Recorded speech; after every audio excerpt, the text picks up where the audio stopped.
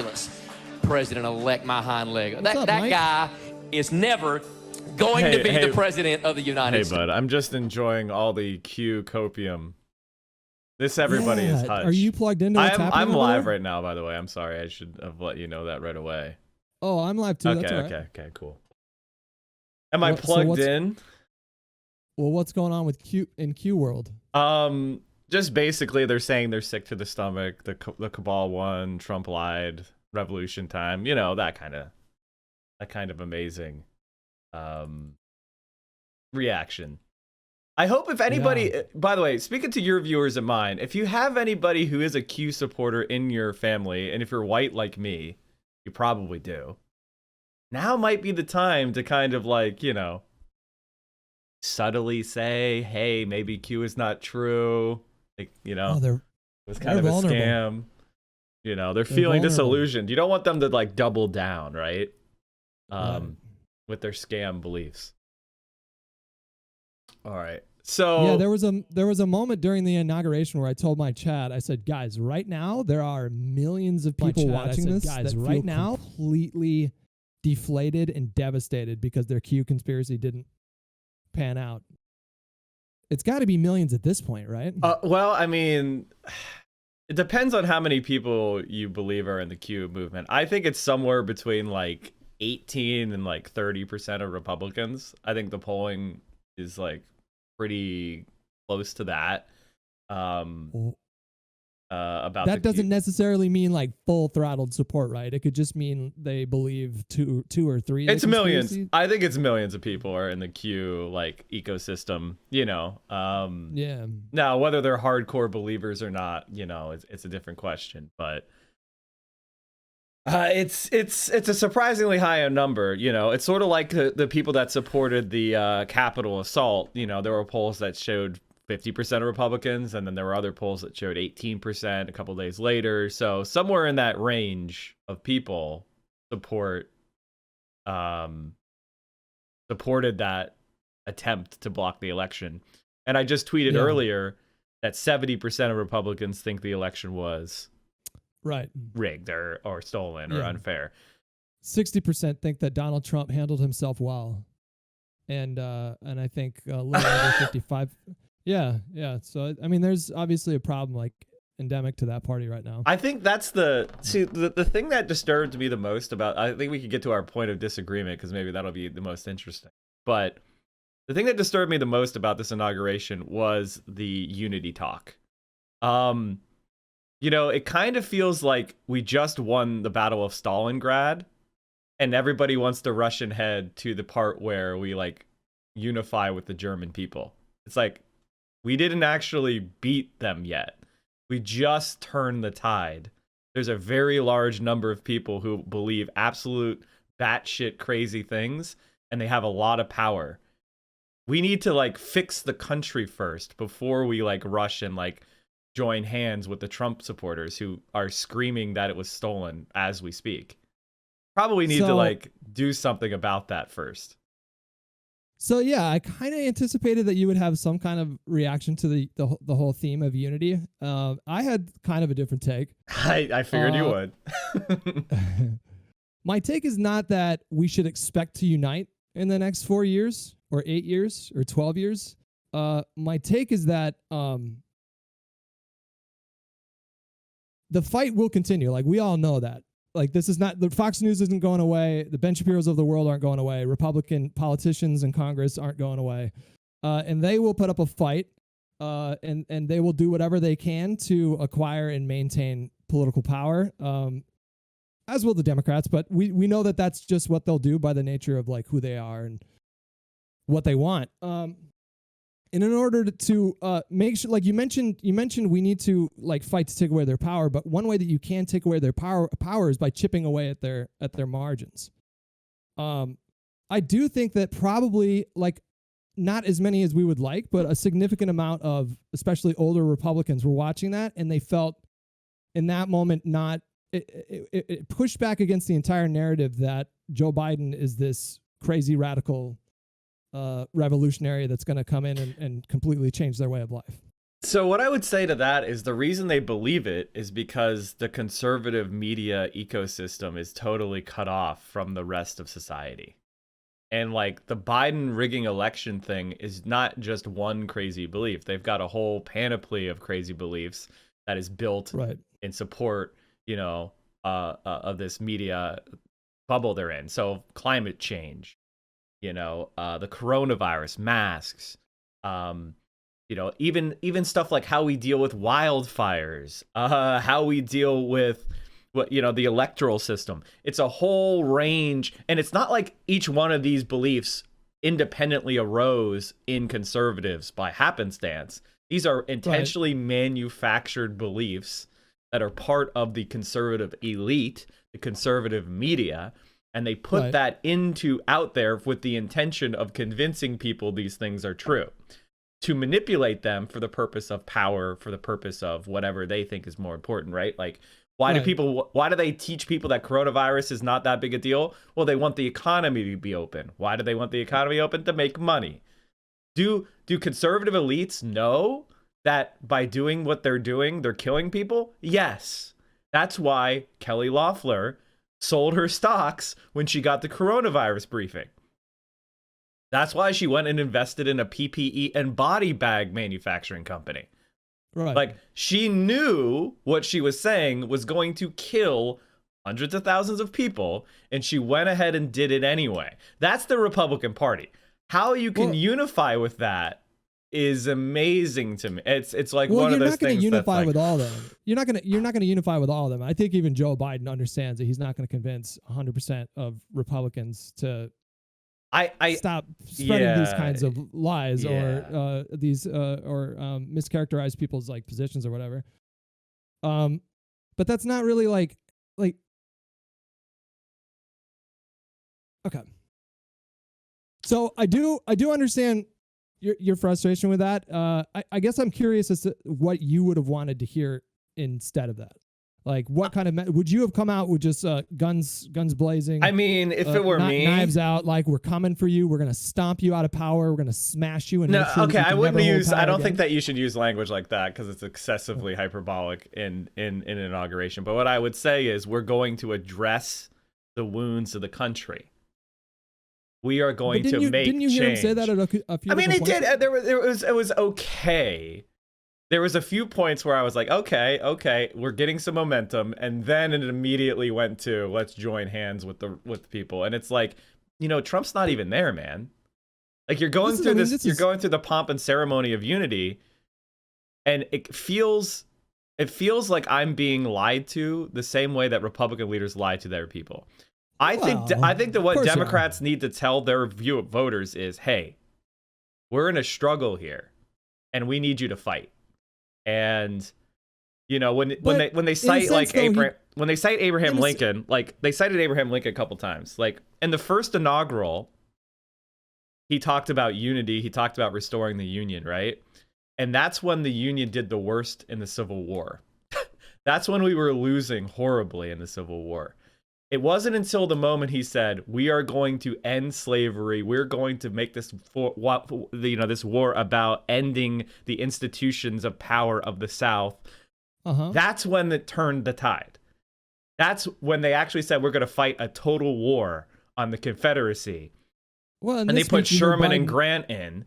That's when we turned the tide. It wasn't the happy talk. It was the bayonets and the bullets. Now, I'm not saying, but that's what I'm saying. Let me just say something real quick, though. Like, but you did hear Biden explicitly address white supremacy. And to my knowledge, is that the first time a president has ever explicitly called it that in an inaugural address? It might be. I think it very, very well could be. We've heard people allude to it sort of vaguely so as not to offend a lot of older white voters. But no one's ever come out there, I think, and actually said those words. And when he said, you wanted him to get out there and say, I need you to fight right now. In a sense, he kind of did. Like, but the way that he was positioning the fight was, or the tools that you would use would be just like neighborliness and yeah. I think there is a there's a difference between Republican voters and Republican politicians, right? And I'm not trying to say that everybody who ever votes Republican is bad and we should, treat them as enemies. That's not what I'm saying. But what I am saying is the Democrats should be telegraphing their intent to do serious reforms to the country. Like, didn't you talk about the Voting Rights Act? Getting I feel like that came up. So the number one thing is and DC statehood. Like that should be number one on the Democrats' agenda. They should be doing things to increase their power structurally.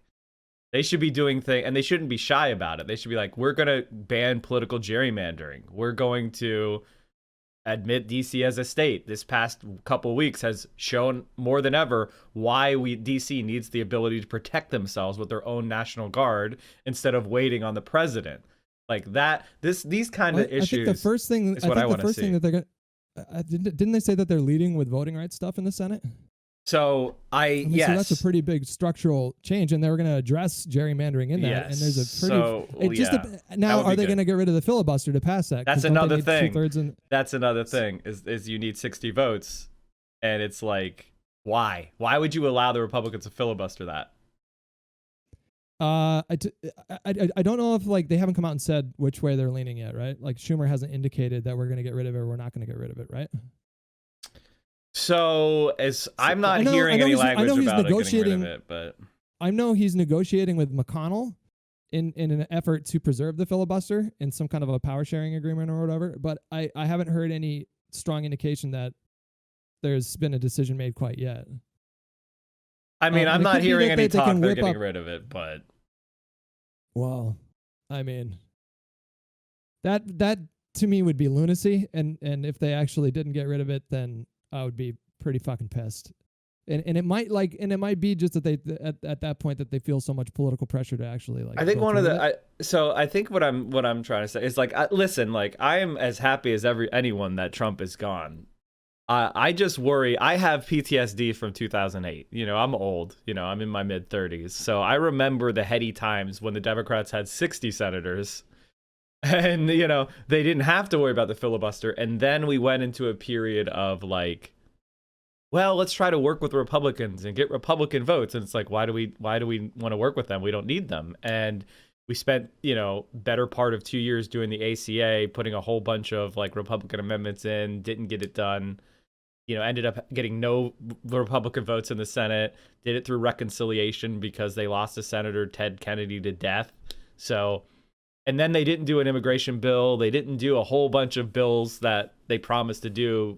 The calendar got eaten up by all this happy talk of compromise, and then the Republicans didn't deliver. And then 2010 happened because there wasn't enough action to save the economy. Huge landslides for Republicans, and then basically Barack Obama was a lame duck for 6 years. And we have the power. It's a lot narrower now. I'm concerned about the gerrymandering because the Republicans did pretty well at the state legislative level. They'll be able to draw the maps again, most likely, in a lot of places. Yeah. And unless we as you say, listen, there's things that I'm hopeful about. I'm not going to shit on Biden here 100%. That's not my intention here. I'm just saying that when we're talking to people that are just Democrats, we need to realize the Republicans want to rig this election. Everything they're saying is projection. They're mad that they let the vote by mail happen because of coronavirus, because that led to a lot higher turnout, which is why Biden won. So they want to block that. Republican official in Georgia in the last couple of days. It was a woman lawmaker. I can't remember who it was, but she was it was the most forthright, shockingly candid quote that I had seen. And she basically said, look, guys, we need to make some adjustments to the way we do voting in Georgia, and we don't need to change it too much, but just enough to make sure that we get power. She just came out and said it. And of course Republicans are doing that. Actually, it's funny because I'm from Pennsylvania, Mike from Pennsylvania. And I remember back when the Republicans were trying to pass voter ID, they passed a voter ID law in Pennsylvania prior to the 2012 election. And what the Republican leader in the House, Pennsylvania State Legislature, came out and said was, we are going to deliver Pennsylvania to Mitt Romney. We got voter ID done. Right. That was they were explicit about it. Yeah, sometimes they're just so shockingly honest about that shit, and it's pretty wild. But that it kind of gives you an indication of how they view themselves. How do you unify with that? Like, they're playing dirty, right? And I wish we could just tell our Democratic voters, like, hey, like, Republicans are now. I don't think that an inauguration speech is necessarily the place for that kind of plain talk. Maybe there is a value. I appreciate that. But like, it's also a place where you could talk about your bold agenda. Like, the next 100 days, we are going to do things for you. I guess as a lefty, I just listen past the platitudes because I hear them so much, and it means nothing to me at this point. Right. For other people, maybe there's some heartstrings that are still plucked. Mine are all ripped out, so that doesn't help. I know that Joe, like you and I both know that Joe Biden, when or whoever his speechwriter is, and in the approval process, whoever's in charge of that too, they're not necessarily writing these speeches for people like you and I. They're writing this speech for I think they probably write it from a place where they just anticipate that everyone listening to it is not super plugged in, and so they cater their speeches to those kinds of people. But they're never. I don't think you're ever gonna get the kind of speech that maybe you'd want to see out of these situations. Yeah. I'm just really sensitive to the idea they're going to go back to normal. I mean, there's a lot of things that I'm excited about that, I think Ronald Klain, who's the chief of staff, is probably the best person Biden could have picked among all his ghouls. And it seems like they are going to do things like House Resolution 1, the old House Resolution 1 from the last Congress, which was huge, massive reforms with banning political gerrymandering, forcing independent commissions to draw the districts, voting rights. John Lewis Voting Rights Act? Is that what that's called? Or is that something different? I think that they might have renamed it. Hold on, don't want to say no or yes. I think this one was called.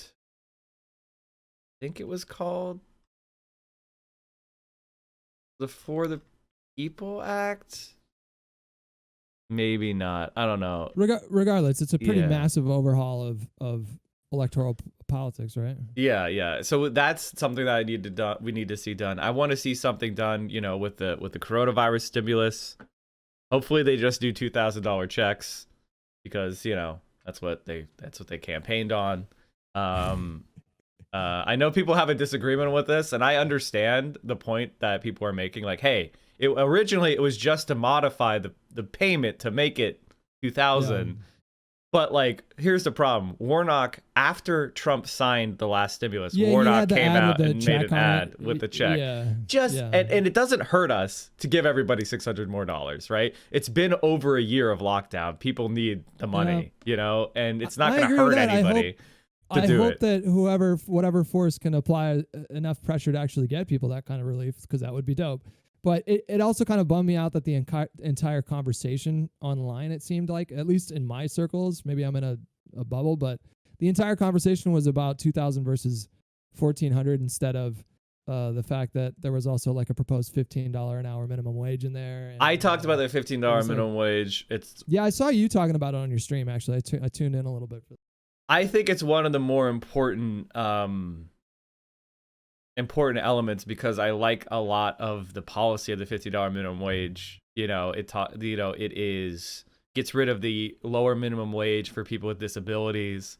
Gets rid of the tipped minimum wage. Tipped wages, yeah. It's tied to the median wage, so it adjusts for inflation. It for inflation.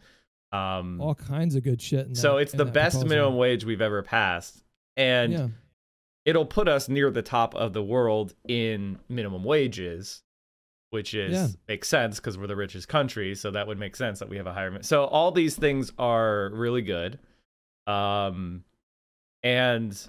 so that's something that I'm really excited about. The immediate undoing of Trump's executive orders too, like there's the immediate undoing of the executive order. There's a lot of good stuff. I mean, Trump did a whole bunch of shit out the door to fuck with Trump or fuck with Biden. You know what I mean? Yeah. So he lifted the restriction on travel from where, like the UK or something like that. Yeah, and Brazil, like I think. Which is one of the worst places. Think about how profoundly fucked up that is. Like, I'm gonna fuck with you by doing something that's gonna lead to more people getting sick and dying. Like that's some truly sadistic shit to do on your way out. He also, did you see that he got rid of the fucking drain the swamp thing? That was like his flag. That was like his number one. The lobbyist motto. ban, yeah, the lobbyist ban, and so that was one of the first things he did, I think, was ban people from getting into lobbying for 5 years, and then he undoes it the day before he leaves. Like, that's difficult. And but the Fox News crowd, going back to that theme, like they're never gonna find out about that on Tucker Carlson. Well, maybe Tucker, actually, maybe he gets into the populist stuff sometimes, but for the most part, like these people won't know that he just completely went back on that promise on his second to last day there. Pretty mind blowing. What an incredible 5 years that we just endured. Oh my God. Yeah. I mean, and there's a lot of things. I think, the one thing about the filibuster, which, maybe you're already persuaded on this point, so I'm just wasting my time, but they need to get rid of it.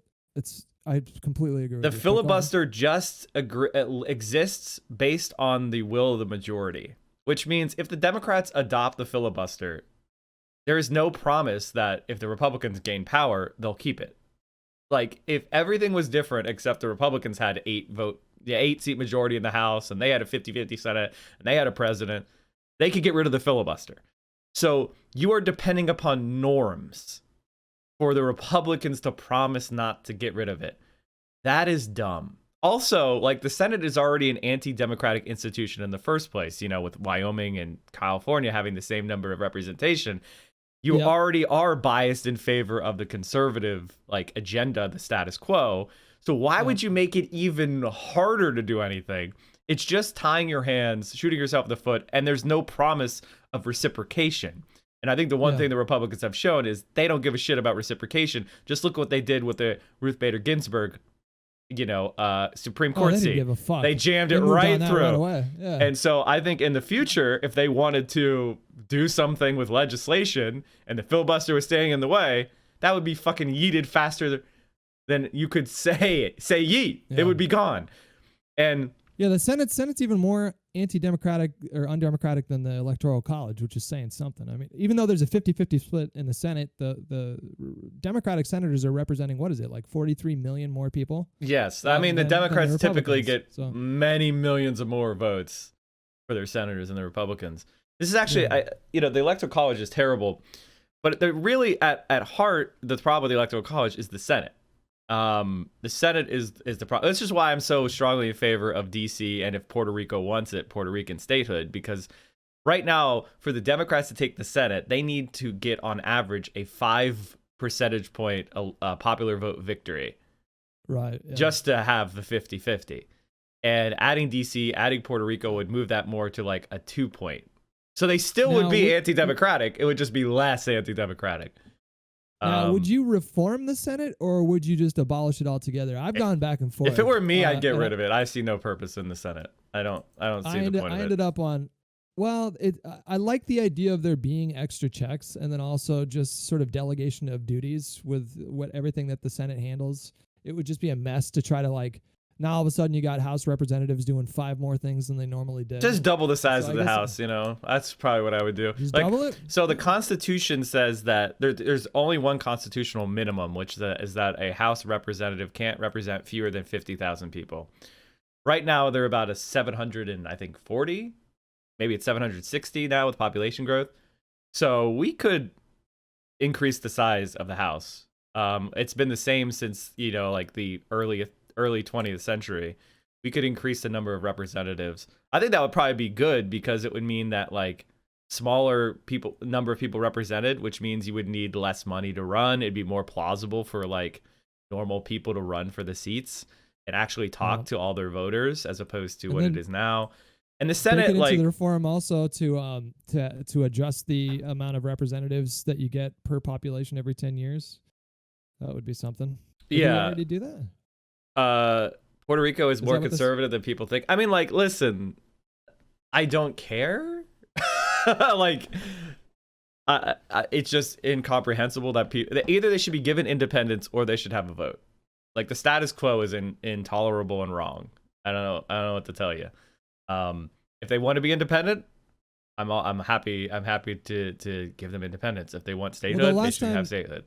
The last time they did a referendum, I think, was in 2015 or 16, and it was like 2 out of 3 of people that voted wanted to achieve statehood. But then I had a lot of people push back and say, well, a lot of people didn't vote in that election. Well, it's like, well, it's an election, so that's the only way that we can kind of measure these things. But yeah, that's kind of what I always fall back on when I talk about Puerto Rico statehood with my chat is, we shouldn't like usurp them. We should definitely give them an option. So definitely have another vote, do another referendum, and then decide, and then we move from there. But DC is just a no-brainer. DC is a no-brainer. We should do it right away. And that would also make the Democrats' job easier, which would move Joe Manchin from being the actual majority leader to being irrelevant, and he can vote against whatever he wants. I don't give a shit. As long as he votes for DC He's spoken statehood. He's spoken out against, kind of subtly against DC's statehood, but hasn't used language that would indicate that he's committed. I would gold plate every highway in West Virginia to get these. Like, I don't give a shit what it would take to get him to vote for the thing that disempowers him. Like, half the federal budget is just subsidies for his state.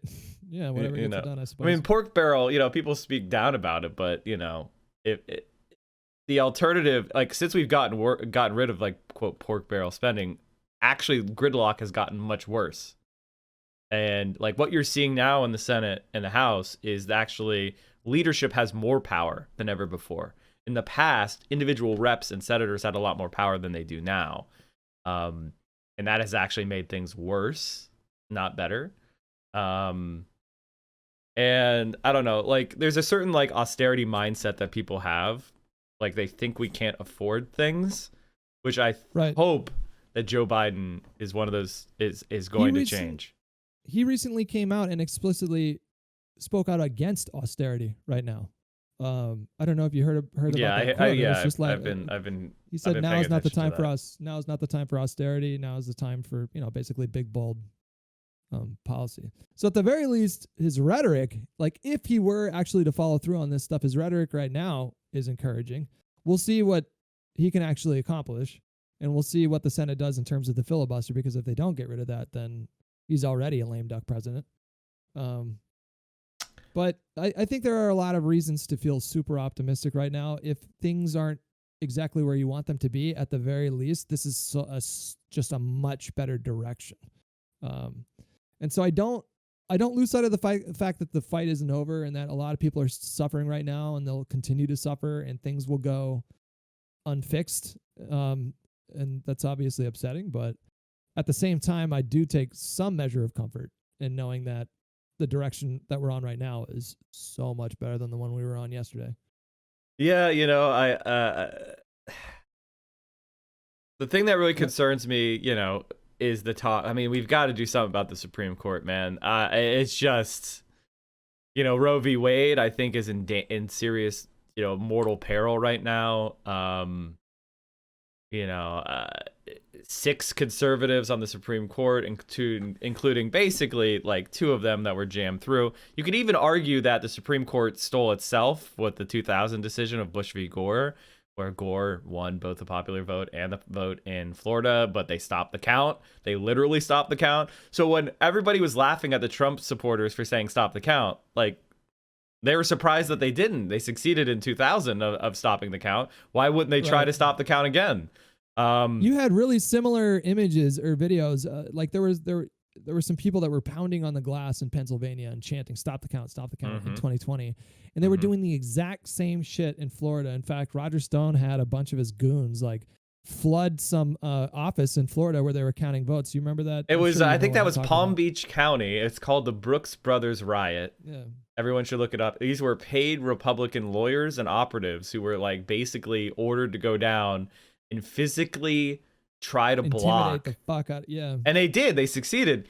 And the thing about and then George W. Bush was sworn in, and then he appointed John Roberts, he appointed Sam Alito. Like, those are the people that are in the and then, so that's 2 stolen Supreme Court seats, right? Then they stole the Merrick Garland seat and put in Brett Kavanaugh. We have Amy Coney Barrett and the Ruth Bader Ginsburg jamming through, all those seats. And by the way, if we didn't have I'm going all the way back to 2000. If we hadn't had Bush, we would not have had Citizens United. That was a 5-4 decision. That brought unlimited money into politics from corporations and billionaires. Super PACs would not exist. The Voting Rights Act was actually overturned. A lot of the pre-clearance stuff, and this is all down in the weeds stuff, but that was a John Roberts decision. There's so many things that go back to that 2000 theft, and hopefully we do something about it. I'm not going to say that I'm optimistic about the prospects of our current Supreme Court makeup, but what I will say is I am at the very least, and it's a tiny percentage, but it is there. I'm somewhat comforted to know that there is a limit to what that court is capable of doing. Obviously, in the case of the election fraud allegations, there was just nothing there, but there was nothing there at all. They had no room. What also the ACA case, because it sure sounded like from the oral arguments that they're not going to overturn the ACA, which I know that a lot of people fucking can't stand the ACA on the left. But the thing about the ACA case, because coming out of the Fifth Circuit, it's based on such an absurd legal theory that it would be shocking. Basically, what they're saying is that because the mandate is $0 now. The penalty for not buying health insurance is now $0. That means that you're no longer using the taxing power to uphold the ACA, which was the basis for why it was held a constitutional 5-4 decision by John Roberts. This is all really down in the weeds shit. I apologize, but at the very least, we know that they won't take it that far. We don't know until they actually decide. But yes. Well, we have a couple cases now that give us an indication that there's a limit to how far they're willing to go in order to accomplish their political goals. So, let me just repeat again. I'm not optimistic about the prospects of the Supreme Court. I agree it's a huge problem on the list of priorities. I think that's probably a little bit farther down the list in terms of measuring it up with immediate relief for Americans suffering during COVID and aid to states to help with the vaccine rollout. And did you see also that there's a vaccine program that he proposed that would create 100,000 jobs in the process as well? Yeah, this is the type of stuff that should be low hanging fruit, and I'm glad to see it. I've been kind of talking to people about we should be focusing on the wins. And working for bigger wins, they're going to be a public option instead of Medicare for all. Okay, get the best possible public option we can get, which would be a strong public option with, free at the point of service, automatic enrollment for anybody who doesn't have health insurance, and really try to rip the guts out of the private insurance market. That would technically be a public option. Yeah. Fight for the best public option we could get. Also, same thing with the $50 minimum wage. Be happy. That's a progressive win.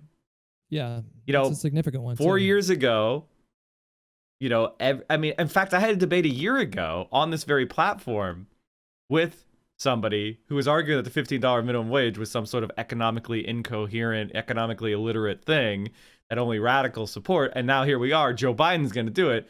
Who got that? Unions got that. Bernie Sanders got that. Progressives got that. You should take that as a win. Enjoy the win. Gain energy from the win. But when the libs give up, and they say you're right, enjoy it.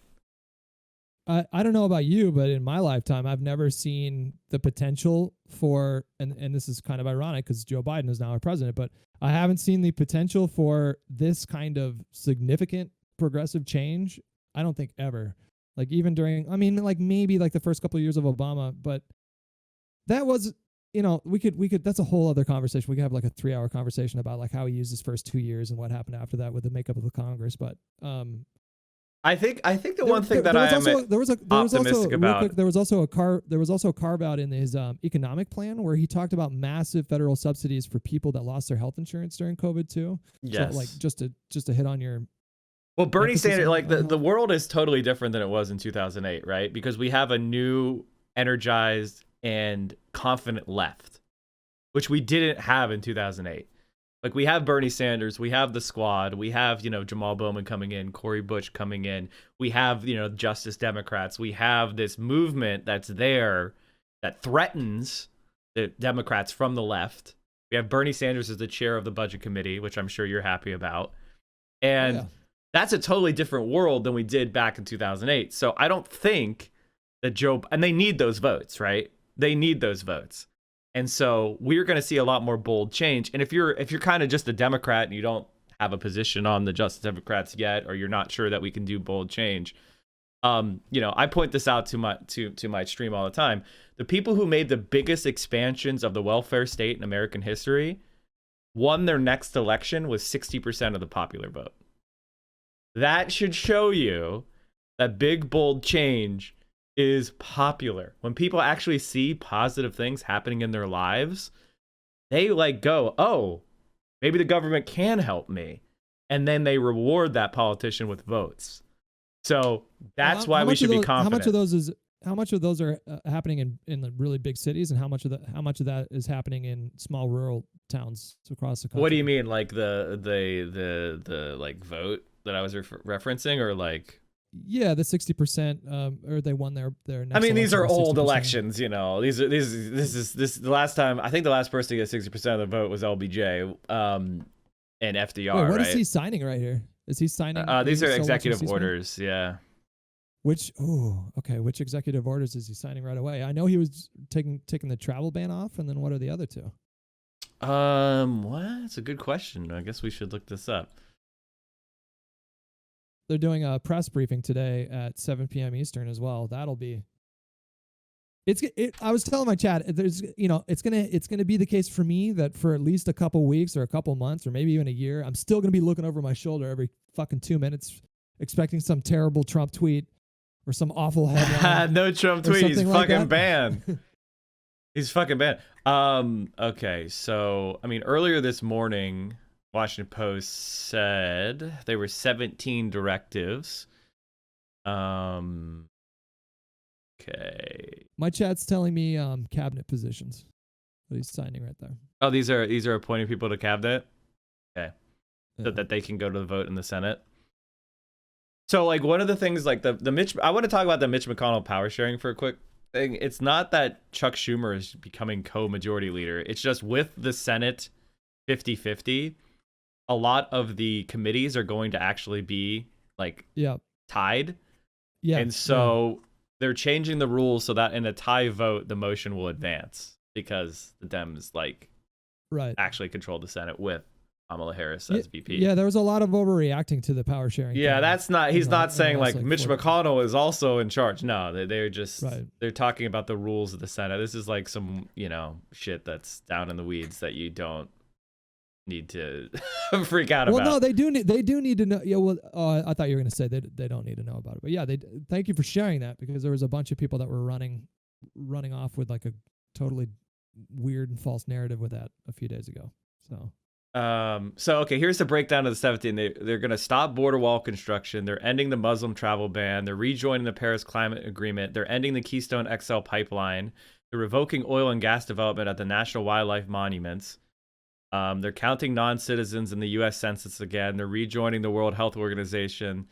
100 days masking challenge, a nationwide face mask and social distance mandate on federal building lands and by federal employees and contractors. They're extending the eviction and foreclosure moratorium. They're continuing to pause student loan payments and interest until September 30th. They are defending the Dreamers program for undocumented young immigrants. They are changing Trump's arrest priorities for ICE, which is Immigration and Customs Enforcement. They are keeping protections for a group of Liberians in the country. They are restructuring the federal government coordination in the COVID-19 pandemic. There are actions to advance racial equity through the federal government. They're revoking the Trump 1776 commission. I don't know if you looked at that, Hutch. Oh, yeah. But it's a fucking joke. Holy shit. Gotta protect our heritage, bro. Oh, my God. It was so funny because they quoted Martin Luther King Jr. And they quote mined him. They quote mined him. They took I showed the actual quote. It was unbelievable. What else? Okay, let me keep reading. Didn't they do it on MLK Jr. Day? Yes. Also, I made fun of Megan McCain, because she said something about about Martin Luther King Jr. Day as like a holy day, and her father voted against it. Just want to point that out. Anyway, strengthen workplace discrimination protections based on sexual orientation and gender identity. They're freezing last-minute Trump administration regulatory actions, and they're going to formulate an executive branch ethics doctrine. Those are the things for today. All right, so I mean that's got to get you like, because they're all good things. I mean, I don't have anything against. Got to provoke some kind of. Good job. Well, I'm sure you already said this before, but I mean, can we just dispel with this idea that there are no differences between the two parties? I think there is definitely differences between the two parties. Absolutely, obviously. Okay. However, like, the deficiencies in the Democratic Party led to Trump, and so I'm focused on those deficiencies because I recognize that we can't afford another Trump. So we need to do what we can to fix the Democratic Party so it can fight better against the Republicans and also actually solve the problems. Like, you know, we have 7 years to deal with climate change now.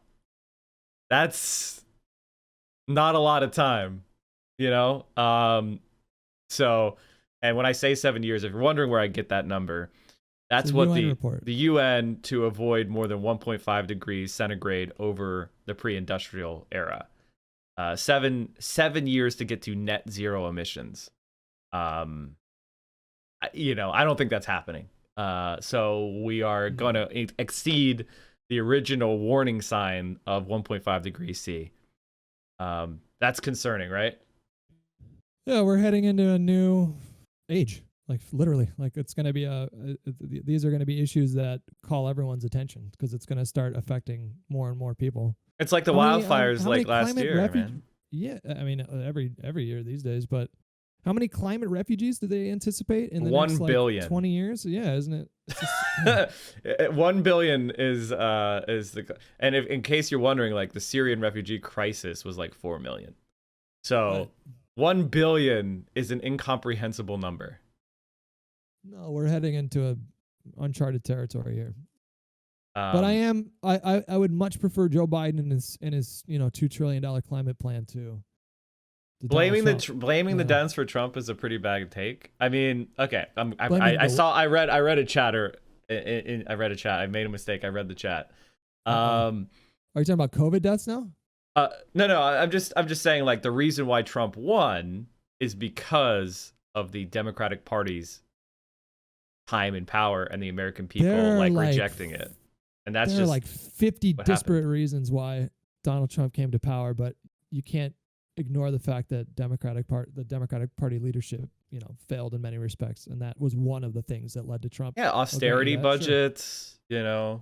The fact that we didn't fix all those, we didn't keep a lot of promises, right? Like, and a lot of people didn't feel that their lives had been better, whether or not they were wrong in that. And I'm not saying the Republican Party is not to blame at all either. You can hold multiple different causalities in your mind, right? Like, events don't just arise from a single cause. It's a whole context. And part of that was a Democratic Party that doesn't respond to the needs of the people with enough forceful, visible action. And that's not to say that Donald Trump is not responsible for his own actions. Of course he is. But you should be recognizing that the Democrats are not blameless and that the country slide towards a very authoritarian, proto-fascist movement. We have to be better. That's why I've been encouraged, somewhat encouraged at least, for like the last month, hearing what Biden's first 100-day priorities were. I was actually kind of shocked that he packaged in the $15 an hour minimum wage with the economic plan. I mean, I'm gonna pat myself on the back on this. Did you call that? People have been like, oh, they're not gonna do it. I was like, I will bet you any amount of money they're doing $15 minimum wage. I was like, that is happening. That is happening. That's the thing that I saw. That is happening.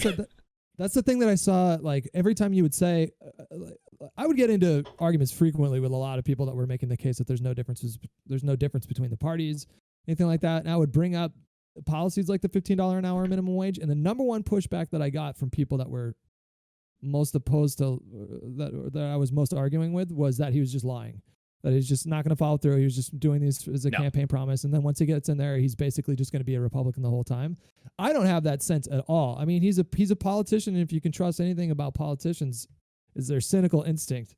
It's their job to maintain their office. I don't think Joe Biden is going to be a one-term president. I think he's going to try to do 2 terms. He might be old as fuck. I mean, he might be really. No, he's running again. He's running again. I don't know. Everyone's crazy if they think he's not running again. And he's not going to stand a chance if he gets in there and doesn't try to accomplish these things that he's actually. I mean, Donald Trump lied a lot, but he did try to accomplish his policy goals, and for many of them, he did. Like, he actually did accomplish much of what he sought out to do by the end. So, I don't think $15 minimum wage is enough, obviously. However, the policy itself is so much better than the top line number. So I can enthusiastically support it. Yeah, I can enthusiastically support the automatic increase. I can enthusiastically support getting rid of the disabled sub minimum wage and the tip minimum. Like, that is, those are such huge policy wins that I could be happy about it. And I think that what separates me from some other online leftists is victory begets victory. I'm not going to find the cloud in every silver lining. Like, sometimes you should just look at a win and be like, that's a fucking win, and we did that. Because if you're always trying to find why things are bad in every situation, it's going to demoralize you. It's going to disempower you. It's going to make you cynical. And then you're just going to do nothing. You will get apathetic if you just keep telling yourself over and over and over again that, $15 an hour should be $23 an hour, so I'm not going to be happy about that. Or a $2 trillion climate plan should be a $4 trillion climate plan, so I'm not going to be happy about that. If you keep doing that over and over again, there's a good chance that you're just going to check out eventually. Well, right. And like, I'm a Bernie Sanders leftist. I'm not a Chris Hedges leftist. Okay. Like, I fight for what the right thing is. And then when I can grab the bag for regular people and it's not as much as I want, I grab it. I make people's lives better when I can. But I also have I think you should have a bold vision, an uncompromising vision of where the country should be. If we get a public option, do you think Bernie Sanders the next day is not going to say, okay, let's do Medicare for all? Of course he's going to. And if we do the public option right, more and more people are going to be like, public option is way better than my fucking shit private insurance. Yeah. And that will help the movement.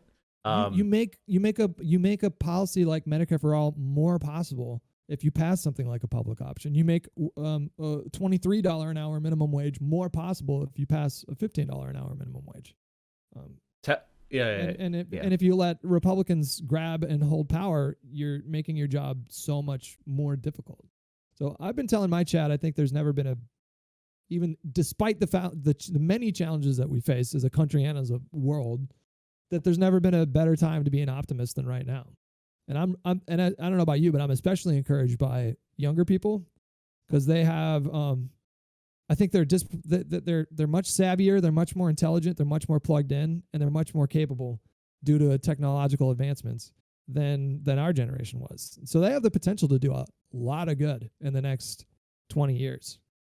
So, man, I think I don't know. I'm more optimistic because I was around politics before the left was rejuvenated. I remember every fight being a defensive action. So the fact that we're changing to offense, that empowers me. If your only, context for politics was 2016, you may not, you might not know what it used to be like. And so, not getting everything you want right away might be, might bother you. But for me, it's like, I can see the fulcrum. I can see the things moving. We're measuring today up to like, do you remember how fucked things were after 9/11? I mean, of course you do. Yeah. I mean, I was 18, I was 18 on 9/11, so I remember it quite well. So was I. I think we're the same age then, yeah. So, I mean, it really fundamentally broke this country. And it set us back due to the consolidation of power with like the Bush administration and the Republicans, because they were able to galvanize support in the wake of a national tragedy, and it really set us back. And there were some dumb libs who went along with the lies, right? That was another big problem. Not everybody, but Joe Biden, Hillary Clinton. Yeah, they're not. they went along with it.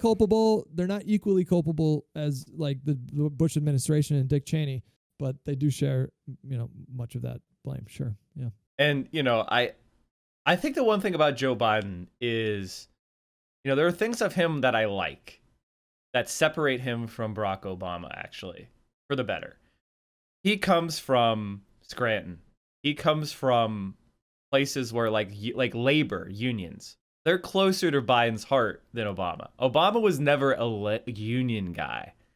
And so like I'm like very hopeful he might actually do some things that empower unions, because unions are one of the most important counterbalances we have in our society against corporations and Wall Street power. So and foreign policy too. He's a little bit more dovish than Obama. He was against. God, I hope so. He was against he pushed back. He was like the only voice in the administration that pushed back against the Afghanistan surge, the surge of troops. Mm-hmm. He was one voice that was against that too. I think he was against Libya too, unless I'm mistaken. Not familiar with that, but yeah. The Libyan disaster, which everyone has now been memory holed because no one cares anymore. But now it's like totally collapsed. My union gets us a higher wage every time we vote on it at work. Yeah. So there's things to be concerned. Union laborers on average earn what, 13% more? Depends on your education, but every single person, when you compare union versus non-union, no matter what your education level, from PhD onto no college or no high school, they make more. So better benefits too. Better benefits, they make more, better working conditions. Also, like the power to push back against your boss. Right? Like in a union contract, you have a job description. If your boss comes and tells you to do shit outside your job description, you could be like, fuck you. Right. And they can't do anything about it. Like that type of power is something that most Americans no longer even can comprehend. It almost seems like a fairy tale. So and that's and those organizations. Biden was 100% all in on Iraq. Yeah. We should. That's what I was trying to point out. Is like he's made a lot of mistakes in foreign policy as well. He handled the Obama administration's like Iraq policy, which was a disaster. Right. So there's reasons to be very skeptical of Biden. You have to also point out the fact that the Bush administration cherry-picked raw intelligence from our IC and then presented that to Congress in a highly misleading way. Well, a lot of people did see through it, though. Yes, I was about to say. At the same time, there was a lot of pushback against that from forces in the media as well. I mean, like they largely went along with it, but there was a lot of pushback, and there were a lot of people at the time that were saying. I urge people to go back and watch Bernie's speech to the House before the Iraq War. He got almost everything right. Now I'm confused because I thought, who was Barbara Lee? Wasn't she the lone vote? She's the only person who voted against Afghanistan, right? Yeah, she's the only one who voted against Afghanistan. Yeah. Okay. Bernie and a number of people. I think there was like 20. I want to say there's like 27 senators voted against the Iraq War.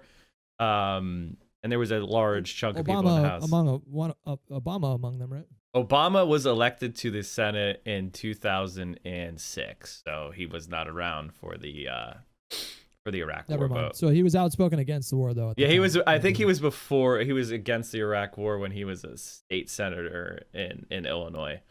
So he also was in favor of single payer back then too. So we see how that went. I've read some conflicting reports about, like, even though publicly he was talking about, he was downplaying the importance of a push for single payer, but I read that behind the scenes he still was actively pushing for it for the first year of negotiations, but then eventually gave up. So I really remember the ACA fight quite intimately, which is why if you're new to politics, you might be like, why is Mike so harsh on Democrats? And I just remember how shitty that was. The public option was promised. In fact, it actually passed out of the House. This was actually something that the leftists are probably going to be mad at me for pointing this out, but it's the truth, is that consistently Nancy Pelosi and Harry Reid were to Obama's left during almost the entire time that he was president. They were continually stiffening his spine. on many issues Obama wanted to quit, including the ACA. He wanted to quit and just kind of do some things piecemeal. And Nancy Pelosi and Harry Reid were like, no, we're doing the ACA. We're passing it. Another thing that he wanted to give up on was the repeal of the don't ask, don't tell policy. That was another one where Harry Reid was like, no, we're going to get repealed don't ask, don't tell, and you're going to sign it. And they ended up getting Republican votes in the Senate on that. I think they got like 60. Maybe was it 69? I don't know.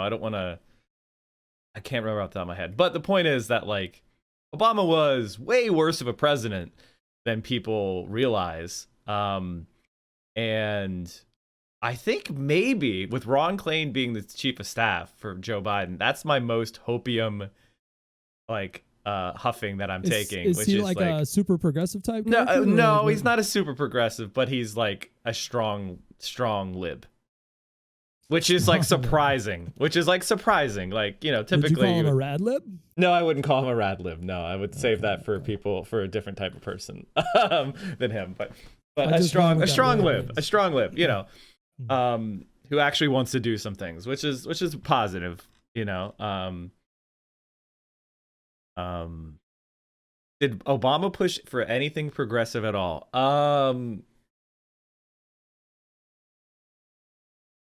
Well, I'm trying to think where he was really like the impetus behind stuff.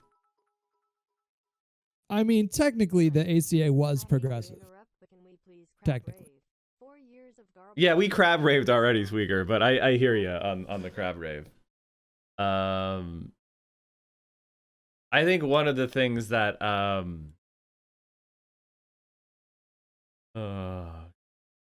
tension horse people. Here, let me just trim this.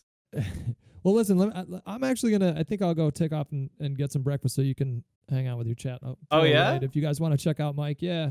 And I think I might get on a little later. I'm gonna take a shower, get some food in me.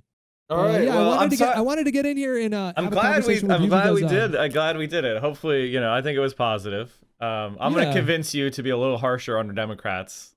Hopefully, you don't have to experience the pain that I experienced.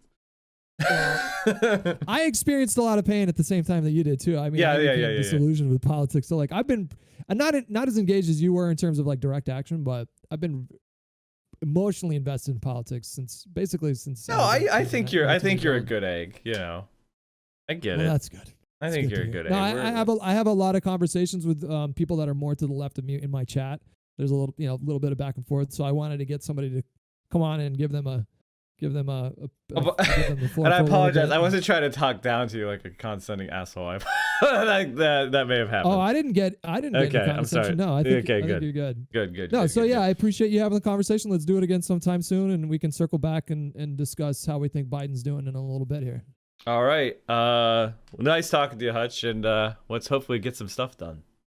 All right. Take it easy, buddy. Peace, bud. All right, chat, listen to me. Hutch is a good guy. Listen, Hutch is a good guy. We're radicalizing Hutch, all right? We're radicalizing Hutch, okay? I thought Dr. Jill would look way more fly than she does today. She had some drip. By the way, condescending means talk down to. I know what it means.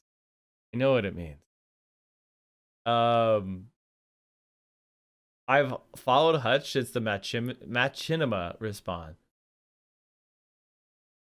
Former 8kun admin says Q was the friends we made along the way. Ron Watkins, the former 8kun admin who helped keep Q. We now have a YouTube channel! Exclamation point YouTube. Look how many new videos have been posted. 5 new videos. They're all between 8 and 25 minutes. Perfect videos. Get in there, like, comment, subscribe. Hit the YouTube subscription button. What are you doing?